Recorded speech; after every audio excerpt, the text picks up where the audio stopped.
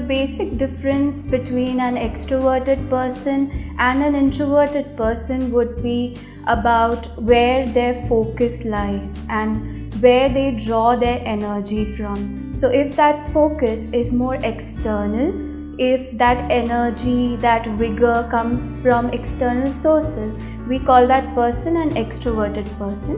Whereas if that focus and energy is coming more or majorly from within, we call that person an introverted person. So extroversion and introversion are basically personality traits, and personality is nothing but our pattern of reactions in different situations which develops over time, right from our childhood. So let's take an example. So if two people are faced with some stressful situation, so an extrovert's reaction might be to go to every person in his life he considers important and go seek for advice from others.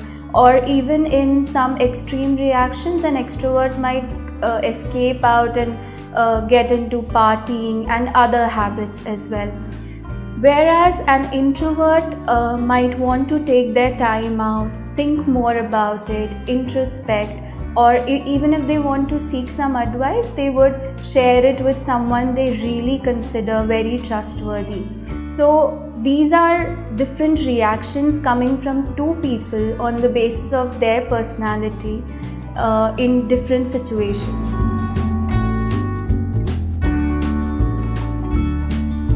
So being an introvert is definitely not an undesirable trait.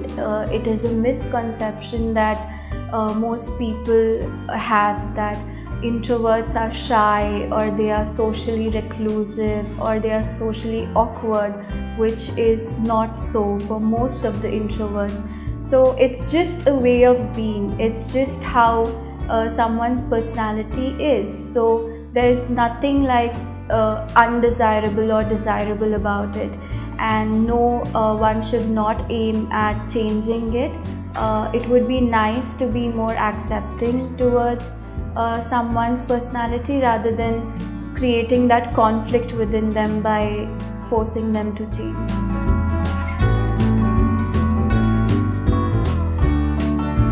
So I would want to bring that up again, that introversion is usually associated with shyness, with social phobia, with social anxiety, which is not so, because many of great orators themselves are introverts. So it's not that when required to interact in a social situation, an introvert won't do that. An introvert would go ahead and interact or give a speech whenever necessary. But then the reaction after that whole interaction is different from how an extrovert would feel, because for an extrovert, meeting so many people, talking to them would give them a very great sense of happiness, and that dopamine rush that happens when someone engages in active social interaction gives a very pleasant feeling to extroverts. Whereas for introverts, that same dopamine rush can become disturbing. So after a very heavy social interaction or interacting with large crowds, an introvert might want to come back to their space, have some personal time so that they can absorb that experience, think about it, introspect, and come back to their own more comfortable personalities.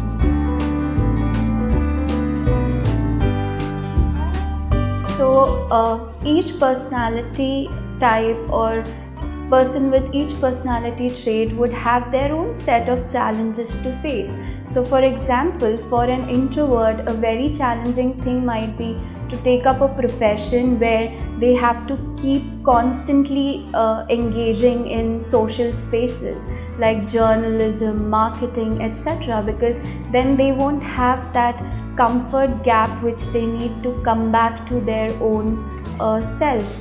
Whereas a challenge for an introvert could be of different type.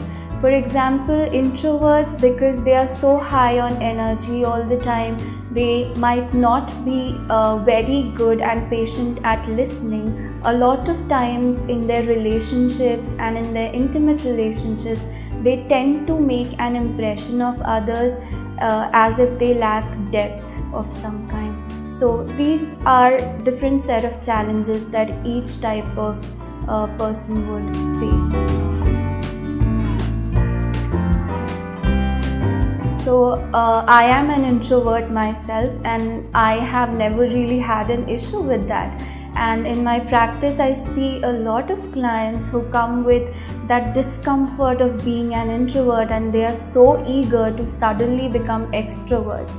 So a very humble request would be to accept people the way they are. If you have a friend who likes to be by himself or not talk to many people at once and would want to maybe spend some time only with you or his or her just close friends, give them that space. It does not mean that they have an issue, it's just the way they are. So it would be nice to be more accepting so that they are more true to their personality and can perform well in their different aspects of their lives.